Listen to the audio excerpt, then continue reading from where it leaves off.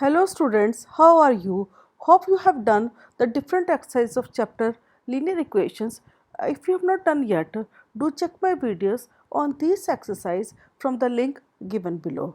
Today we will discuss the concepts related to exercise 3.6. The exercise 3.6 is related to concept equations reducible to a pair of linear equations in two variables. That means you are given two equations which are not in the form of linear equations like this: 2 upon x plus 3 upon y is equal to 13, 5 upon x plus 4 upon y is equal to minus 2. Here x and y both are in denominators, hence these equations are not in linear form. To reduce it to linear form, let us start. 2 into 1 by x plus 3 into 1 by y is equal to 13. 5 into 1 by x plus 4 into 1 by y is equal to minus 2. We can write this equation in this form, and you can find that 1 by x and 1 by y are common in both the cases. So 1 by x will put as p and 1 by y will put as q. So we will substitute the value of p and q in this equation. So we get the equation 2p plus 3q is equal to 13. 5p plus 4q is equal to minus 2. These equations now change to the linear equations. We can find the value of p and q by using any method of the linear equation, that is substitution, elimination or cross multiplication.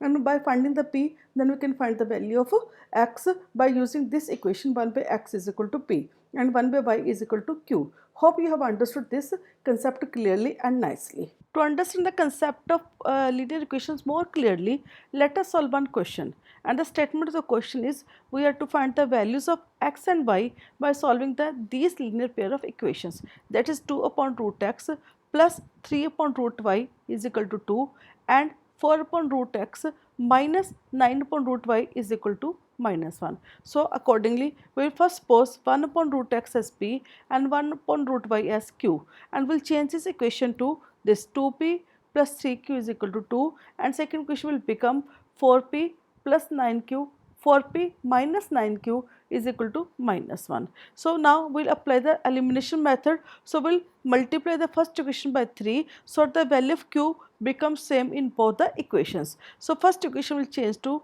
6p plus 9q is equal to 6. Now we add this equation to equation number 2 to get the value of p, and that will be 10p is equal to 5 or p is equal to 1 by 2. After finding the value of p, we will first find the value of q by substituting the value of p into equation number 1, and we will get the value of q as q is equal to 1 by 3. Now we will equate these equations p and q with the what we have supposed, that is p is equal to 1 by root x is equal to 1 by 2, or we can say root x is equal to 2, or by scaling this we get x is equal to 4. Similarly, q is equal to 1 by root y is equal to 1 by 3, or root y is equal to 3, and by scaling it we get the y is equal to 9.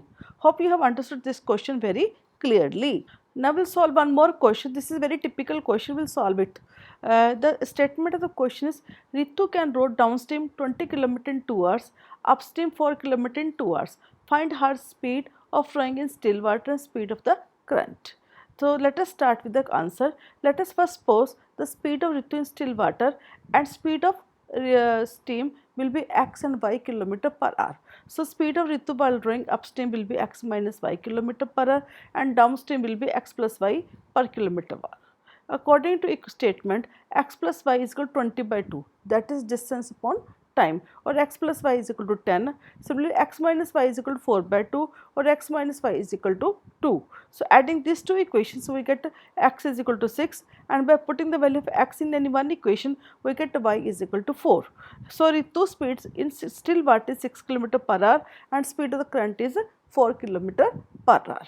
Hope you have understood this question nicely. Now we will solve one more question from the last optional exercise, and the statement question is that in a triangle ABC, angle C is equal to 3 times angle B is equal to 2 times angle A plus B. Find the three angles of the triangle. So let us start with the answer. You are given angle C is equal to 3 times angle B equal to 2 times angle A plus B. So angle 3 times B is equal to 2 times angle A plus angle B. When we solve it, we get angle B is equal to 2 times angle A, or we can say 2 times angle A minus angle B is equal to 0, and we will know this that angle A plus angle B plus angle C is equal to 180. It is a sum of the angles of a triangle. So we will substitute the value of these to get the answer. So angle A plus angle B plus 3 times angle B, that is the value of C, is equal to 180. That means we have reduced this equation in 3 variables to equation in 2 variables. So this equation become angle A plus 4 times angle B is equal to 180. This is equation number 1, this is equation number 2, and we will multiply equation number 1 by 4, so the value B becomes same and we can apply the elimination method. So we get the equation at A times angle A minus 4 times angle B is equal to 0. This is equation 1 which we have multiplied with 4.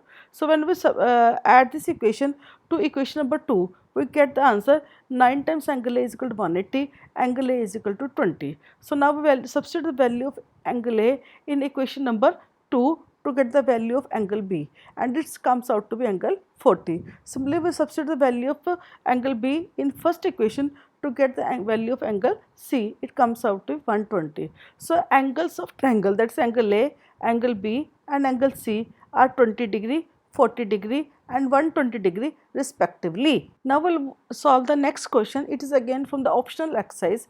Let us read first the statement of the question, and the statement is: a train covered a certain distance at a uniform speed. If train would have been 10 km faster, it would have taken 2 hours less than the scheduled time, and if the train were slower by 10 km per hour, it would have taken 3 hours more than the scheduled time. Find the distance covered by the train.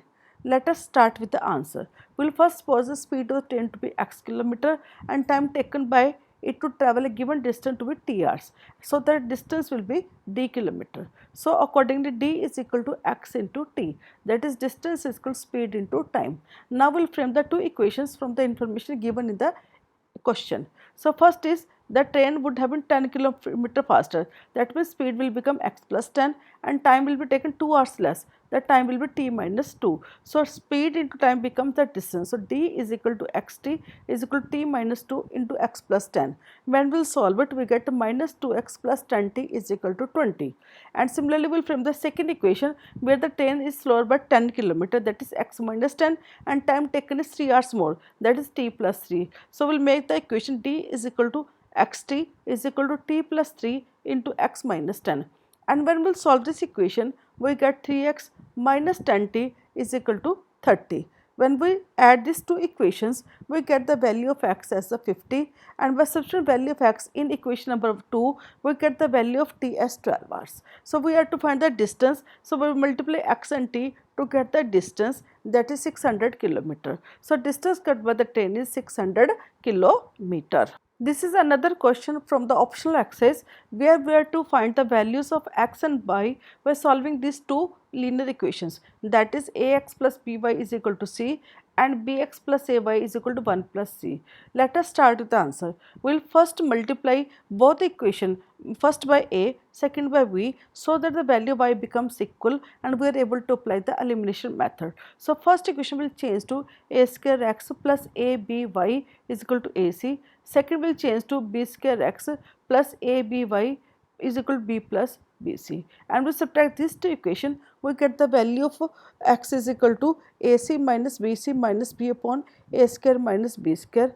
We will substitute this value of x in equation number 1, that is this one equation, and we will get the value of y, and value of y will be equal to minus bc plus ac plus a upon a square minus b square. Hope you have understood this question nicely.